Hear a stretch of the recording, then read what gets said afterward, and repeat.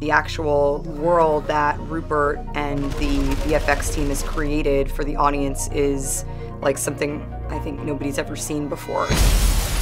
It's meant for IMAX and 3D. It's such an immersive experience. We shot with an IMAX frame ratio. You really get the full experience of IMAX. And also the 65mm helps very well because it has a very narrow depth of field, so you really feel a sense of space.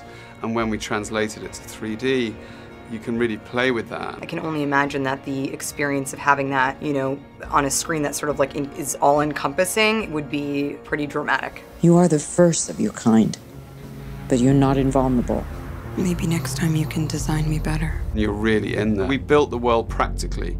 You know, it's very little full visual effects work in the film. So I think you really become so much more immersed just in the real textures of the world.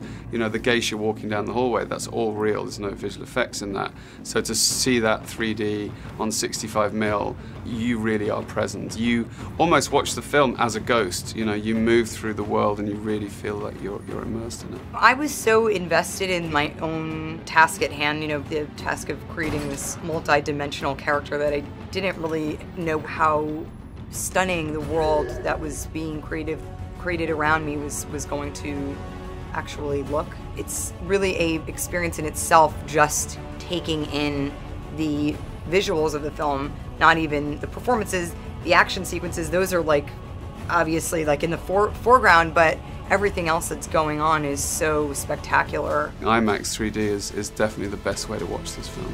They created me, but they cannot control me.